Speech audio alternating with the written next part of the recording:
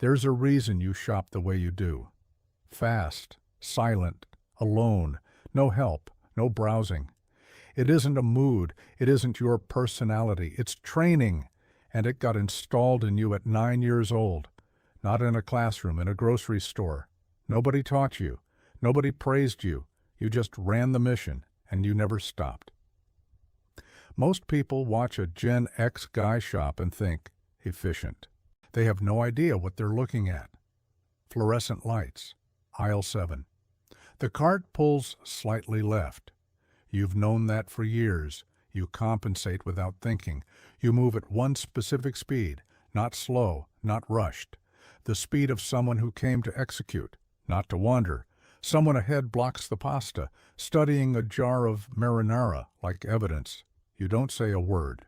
You wait 4 seconds, then you pivot around them and continue the mission. You've been doing this exact thing since you were 9. Nobody sat you down and taught you this. You learned it the way you learned everything. Here's $20. Milk, bread, something for dinner. I'll be in the car. You were 8, maybe 9. The supermarket was your first solo mission. Before a relationship, before a job, before a mortgage, you navigated aisle 3. A list in your mother's handwriting, exact change in your front pocket. The assignment was simple. Get in, get the items, get out, don't ask for help, don't get the wrong thing, don't lose the change. And you did it, week after week, not because you were mature for your age, because nobody else was going to. That wasn't neglect, that was the curriculum. Go back with me, not to an era, to one moment. 1982, fluorescent lights that hummed. You're standing at the bread, holding a piece of paper, your mother's cursive.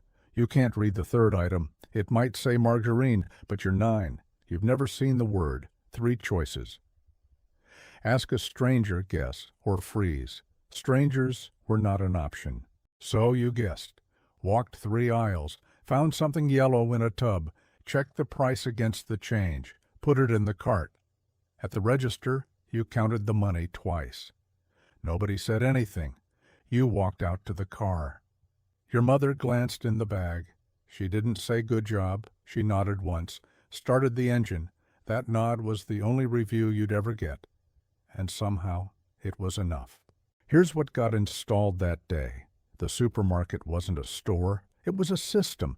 Systems have rules. Rules can be learned. Errors have consequences, so you don't make errors. Efficiency became armor. Silence became strategy. Self-sufficiency became the only acceptable outcome. You weren't taught to shop. You were trained to execute. Alone, without error. And you got good at it. So good that 40 years later, you still can't break formation. People see you shop and think you're just fast. They don't see underneath. You don't linger in produce, not because you're rushed. Because lingering was never modeled. Nobody said, feel this tomato, smell that one. Shopping was never a pleasure. It was a deployment. Lingering meant you were unsure. Unsure meant you might need help. And help was never part of the assignment. Now it's today. And the mission hasn't changed. But the store has, redesigned by people who never ran the mission. The self-checkout narrates you. Organic oat milk, $4.29. You don't need the narration. You were there. The old checkout had one sound, the beep. The beep was enough. Then it questions you. You bag an item correctly. The screen flashes. Please wait for assistance. There's no problem. You watched yourself do it right. At 9, you counted exact change and nailed it.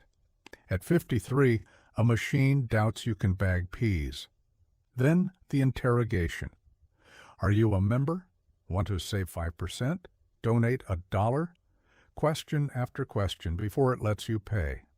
For your own eggs, with your own money. You came for provisions, not an interview. Here's the deeper thing. It was never really about the checkout, or the questions, or the price of eggs. The supermarket was one of the last places where your training still worked. The rules were stable, the system was legible, walk in, execute, walk out. And it gave you something specific, Not joy, not pleasure, closer to confirmation. Small, repeated proof you could still handle things alone. There's a name for the machinery under this. Psychologists call it procedural memory, learning that lives in the body, not the mind. Like driving, like tying a shoe, you don't recall it. You run it. Your supermarket sequence is procedural. Enter, execute, exit, no assistance. Wired in at 9, never uninstalled. So when the store interrupts the sequence, it doesn't just annoy you, it threatens the one program that always worked. So here's the reframe. You're not impatient. You're not antisocial. You're running a 40-year-old operating system installed without your consent in 1982. The system isn't broken. It held. It just clashes with a world that wants you to join a rewards program. That's not a character flaw. It's a calibration issue. The mission didn't change. The environment did. And you're allowed to be annoyed about that. Picture the parking lot. Cart returned. Bags in the trunk. Engine on. Nobody talked to you beyond the necessary. Nobody asked you to join anything. The mission is complete. You did it again. Alone. No help, no error. Same thing you've done since you were 9. Same thing you'll do next week, not because you have to. Because the sequence still works. We weren't taught to browse. We were taught to execute. The supermarket was our first deployment. We're still running the mission. That's not broken. That's just the wiring, and the wiring held.